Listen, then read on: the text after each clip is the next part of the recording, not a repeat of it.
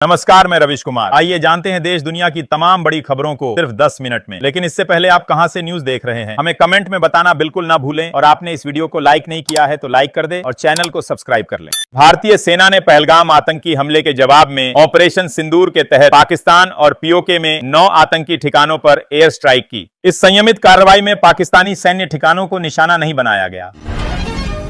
भारत सरकार ने प्रवीण सूद को 1 साल का सेवा विस्तार दिया है। वह अब सीबीआई डायरेक्टर बने रहेंगे। नई नियुक्ति को लेकर कमेटी में सहमति न बनने के कारण यह फैसला लिया गया, जिसकी पहले से संभावना थी। पाकिस्तान ने बताया कि हमले में कम से कम 3 लोगों की मौत और 12 घायल हुए। कुछ ठिकानों में मस्जिदें भी थीं। मुजफ्फराबाद में बिजली गुल हो गई और सीमा पर धमाकों तथा गोलाबारी की आवाजें सुनी गईं।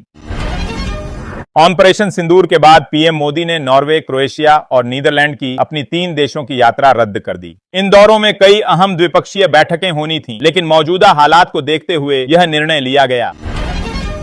रक्षा मंत्री राजनाथ सिंह ने भारत माता की जय कहकर सेना की प्रशंसा की, जबकि मुख्यमंत्री योगी आदित्यनाथ ने जय हिंद की सेना कहकर सराहना की। भारत सरकार ने हमले को संयमित और न्याय संगत बताया। ऑपरेशन सिंदूर के बाद अमेरिका ने अपने नागरिकों के लिए डू नॉट ट्रैवल चेतावनी जारी की। अमेरिकी मिशन ने नागरिकों को भारत पाक सीमा और संघर्ष क्षेत्रों से दूर रहने को कहा।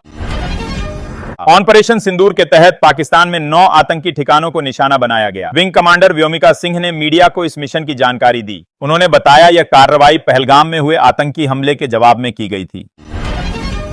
ऑपरेशन सिंदूर में भारतीय सेना ने पाकिस्तान और पीओके में एयर स्ट्राइक कर 26 आतंकियों को मार गिराया और 44 घायल किए। कई आतंकी ठिकाने तबाह हुए। पाकिस्तान के पंजाब में आपातकाल लगा। प्रेस ब्रीफिंग में सेना ने पूरी जानकारी दी। ऑपरेशन सिंदूर पर डोनाल्ड ट्रंप ने कहा, अमेरिका को पहले से अंदेशा था कि कुछ होने वाला है। उन्होंने उम्मीद जताई कि यह जल्द खत्म होगा। एनएसए अजित डोभाल ने अमेरिकी एनएसए और विदेश मंत्री मार्को रूबियो से चर्चा की।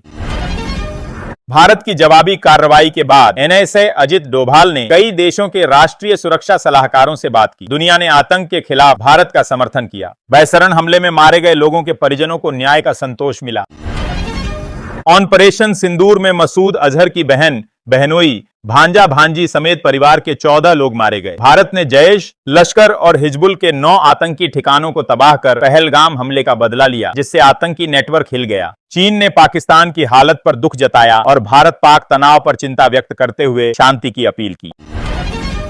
ऑपरेशन सिंदूर के बाद पाकिस्तान सहम गया और रक्षा मंत्री ख्वाजा आसिफ ने कहा, अगर भारत हमले रोक दे तो हम भी कुछ नहीं करेंगे। भारत की आधी रात की एयर स्ट्राइक से पहले ही पाकिस्तान ने युद्ध विराम का ऐलान कर दिया। ऑपरेशन सिंदूर के बाद सुरक्षा एजेंसियां मसूद अजहर, हाफिज सईद और सलाउद्दीन के नए ठिकानों की तलाश में जुटी हैं। जरूरत पड़ने पर दोबारा स्ट्राइक संभव है। पाकिस्तान ने बड़े आतंकियों को छिपा दिया। एजेंसियां हर गतिविधि पर नजर रखे हैं। ऑपरेशन सिंदूर पर अखिलेश यादव ने पराक्रमो विजयते कहकर सेना की बहादुरी को सलाम किया, जबकि मायावती ने इसे सराहनीय कदम बताया। पहलगाम हमले के बाद देश में गुस्सा था और सभी पाकिस्तान को सख्त जवाब देने की मांग कर रहे थे। ऑपरेशन सिंदूर के बाद यूपी में रेड अलर्ट घोषित किया गया। डीजीपी ने राज्य की सभी पुलिस इकाइयों को सतर्क रहने और संवेदनशील क्षेत्रों में निगरानी बढ़ाने का निर्देश दिया। सीएम योगी ने यूपी में 100 से अधिक सीनियर अधिकारियों को फील्ड में उतरने का निर्देश दिया है। वे आकांक्षात्मक जनपदों और विकास खंडों का दौरा कर जमीनी बदलावों का मूल्यांकन करेंगे। यह निर्णय बुधवार की उच्च स्तरीय बैठक में लिया गया। ऑपरेशन सिंदूर के बाद नेपाल सीमा पर सुरक्षा कड़ी कर दी गई है। सुरक्षा एजेंसियां मुख्य और पगडंडी रास्तों पर गश्त कर रही हैं। वाहनों और लोगों की सघन जांच की जा रही है। एसएसबी डॉग स्क्वाड की मदद ली जा रही है। पाकिस्तान के आतंकी ठिकानों पर मिसाइल हमले के बाद संभावित खतरों से निपटने के लिए बुधवार को वाराणसी के काशी विश्वनाथ मंदिर पर मॉक ड्रिल की गई। एनडीआरएफ ने सुरक्षा व्यवस्था की जांच की और सतर्कता की परख की। ऑपरेशन सिंदूर के बाद नेपाल सीमा और बिहार में हाई अलर्ट है। एसएसबी जवानों की छुट्टियां रद्द कर दी गईं। काशी और पटना समेत कई शहरों में मॉक ड्रिल हुई। लोगों को ब्लैकआउट, सायरन पर सतर्कता और सुरक्षित स्थानों पर जाने का अभ्यास कराया गया। सुरक्षा चाक चौबंद है। पाकिस्तानी सेना ने ऑपरेशन सिंदूर के जवाब में भारत को बदले की धमकी दी है। उसने हमले में मारे गए लोगों को आम नागरिक बताया। पाक सेना ने कहा कि जवाब जरूर देंगे, लेकिन समय, स्थान और तरीका हम तय करेंगे। तनाव चरम पर है। ऑपरेशन सिंदूर के बाद पाकिस्तान की पोल खुल गई जब पाक सेना के अधिकारी मारे गए आतंकवादियों के जनाजे में शामिल हुए। इससे साफ हो गया कि पाकिस्तान आतंकवाद को संरक्षण देता है और भारत विरोधी गतिविधियों में सीधे शामिल है। है। रांची के हरमू में प्लॉट कब्जे को लेकर हुए विवाद में पुलिस टीम पर भारी भीड़ ने पथराव किया। स्थिति बिगड़ने पर अतिरिक्त पुलिस बल बुलाया गया। हिंसा में शामिल 25 लोगों पर केस दर्ज किया गया है। स्थिति फिलहाल नियंत्रण में है। छत्तीसगढ़ के 7 जिलों में येलो अलर्ट जारी किया गया है। बस्तर और सरगुजा में आंधी बारिश की संभावना है। रायपुर, दुर्ग, भिलाई और राजनांदगांव में आंशिक बादल छाए रहेंगे। तापमान अधिकतम 29 और न्यूनतम 25 डिग्री सेल्सियस रह सकता है। छत्तीसगढ़ तेलंगाना सीमा पर एंटी नक्सल ऑपरेशन में सीआरपीएफ असिस्टेंट कमांडेंट सागर बोराडे आईईडी पर पैर पड़ने से गंभीर घायल हो गए। इलाज के दौरान उनका एक पैर काटना पड़ा। यह उनका अदम्य साहस और समर्पण का प्रतीक है। यूपी बोर्ड के स्कूलों में जुलाई से ऑनलाइन हाजिरी शुरू होगी। छात्र और शिक्षक अब डिजिटल माध्यम से उपस्थिति दर्ज करेंगे। इससे अधिकारी वर्ष भर की उपस्थिति पर निगरानी रख सकेंगे और शिक्षा की गुणवत्ता सुधारने में मदद मिलेगी। हिमाचल कांग्रेस में बड़े बदलाव की तैयारी है। प्रतिभा सिंह का अध्यक्ष पद से हटना तय माना जा रहा है। सीएम सुक्खू और डिप्टी सीएम दिल्ली रवाना हुए। हाईकमान क्षेत्रीय और जातीय संतुलन के साथ नया अध्यक्ष चुनने की तैयारी में। सीएम धामी ने सीमाओं की संवेदनशीलता को देखते हुए चारधाम यात्रा, बांधों और ऊर्जा संयंत्रों की सुरक्षा बढ़ाने के निर्देश दिए। उन्होंने पुलिस प्रशासन को अलर्ट रहने को कहा और सीमांत क्षेत्रों में संदिग्ध गतिविधियों पर सख्त निगरानी रखने का आदेश दिया।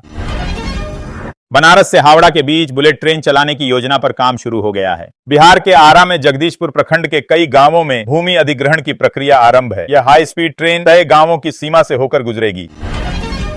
रक्षा मंत्री राजनाथ सिंह ने ऑपरेशन सिंदूर पर कहा कि भारतीय सेना ने केवल उन्हीं को निशाना बनाया जिन्होंने मासूमों की जान ली थी। उन्होंने कहा कि सेना ने हनुमान जी के आदर्शों का पालन कर पराक्रम का परिचय देते हुए नया इतिहास रचा है। सीएम उमर अब्दुल्ला ने सीमावर्ती हालात पर इमरजेंसी बैठक बुलाई। उन्होंने पहलगाम हमले को याद करते हुए कहा कि 26 लोगों की मौत नहीं भूले हैं। अमित शाह और उपराज्यपाल सिन्हा ने भी सुरक्षा समीक्षा की। बेगूसराय नगर निगम की बैठक में डिप्टी मेयर को सरकारी वाहन देने का निर्णय लिया गया। खेलो इंडिया यूथ गेम्स 2025, कचरा प्रबंधन और सड़कों से बिजली पोल हटाने जैसे मुद्दों पर भी चर्चा हुई। निर्णयों के लिए आंतरिक निधि का उपयोग होगा। दिल्ली में 32,000 से ज्यादा बांग्लादेशी और रोहिंग्या घुसपैठियों की पहचान हुई है। गृह मंत्रालय की बैठक में इनके खिलाफ सख्त कार्रवाई का निर्णय लिया गया है। दिल्ली पुलिस अब अवैध झुग्गियों को तोड़ेगी और अभियान तेज करेगी। सुरक्षा एजेंसियों को भी सतर्क किया गया है ताकि किसी भी अवैध गतिविधि पर तुरंत रोक लगाई जा सके। यह कदम राष्ट्रीय सुरक्षा और कानून व्यवस्था बनाए रखने के उद्देश्य से उठाया गया है।